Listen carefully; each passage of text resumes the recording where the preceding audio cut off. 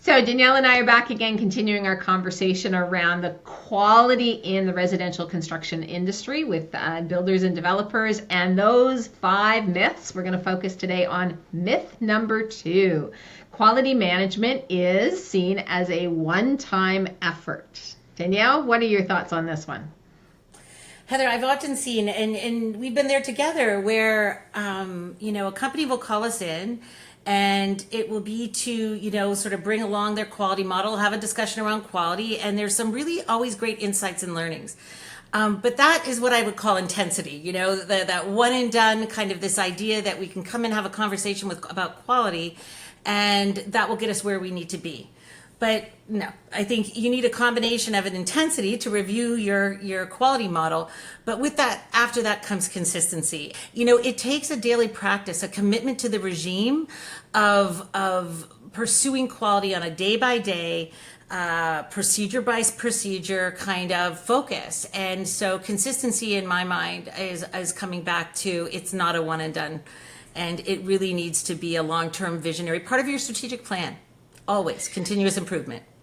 Yeah, and I think too, the other thing in this industry, it's remembering that it's not just about this one thing. We talked about it in the last video about built form. It's not just about built form. It's not just about what we can touch and feel and experience. But really, when we think about quality, it extends into the processes and practices. It's not just the responsibility of one group. It's like they're all needing. Everybody in the organization needs to be equipped to influence things from a quality perspective, to be thinking about, is this in alignment with what the organization's striving for in terms of quality? Does this line up with the commitment that the organization is making to its customers? And there's so many folks out there that say, we offer a quality product, or we are a high quality builder, and yet when you ask them to say, okay, well, show me how you get there, show me what it is that you're doing, show me, and it isn't, it's not there. There's nothing that it's sort of this one, we all race to this one finish point where we can say it's quality, but then we're missing all of those steps and processes, the governance. Like even something as simple, and we've both done this in organizations that we've worked with, is being absolutely clear on all of the different decision points all the way through the project. From the very beginning, while you're in your pre-construction, while you're even planning the project and pre-construction, and just at the kickoff of construction, like what are all those things that need to be done that actually lead to that quality outcome? Because it's not just okay, we measured it at the end and did it work, did it not work? It really is thinking about this more holistically, more systematically, and that it's everyone's, it's a shared responsibility from the strategy all the way through to the execution. Mm-hmm. I call it the virtuous circle. It has to start off with, like you said, from pro forma. They should be checking in with the warranty team, technical audit teams. They should be looking at their warranty and quality data to see what worked and what didn't, taking that information, using it like the innovation incubator that it can be, and building costs in, or even taking costs out if they're substituting. But being able to go through a cycle of continuous improvement, looking at all those key milestones, as you were pointing out, at Heather, at every single stage, there's an opportunity to intentionally affect the quality of the outcome. And certainly, I think, what were you going to with your customers understanding what you mean by quality?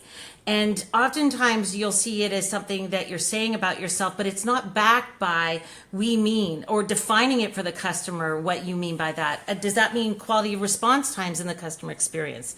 Does that mean, keeping our commitments in the way, that we said we would? And there's a lot of different touch points, I think, that, when you and I are looking in the industry, that builders oftentimes, as great as they are, they sometimes miss. I think what's really important, if you're in this industry, if you are a part of a residential construction company, a builder, a developer, it doesn't matter what size you are. It doesn't matter, if you're just doing a few homes a year, or if you're doing, hundreds of thousands of homes that you're converting over in the year. The fact is that looking at quality and thinking about how it is your organization is approaching quality management, how you're equipping people to have that understanding, that lens, those tools and techniques and resources and processes, all of those things that make sure that you're beating myth number 2, where quality is just a one-time effort and you're actually embedding it in your practices, is really fundamental. And we know, we've seen the correlation between improving and systematizing your quality management process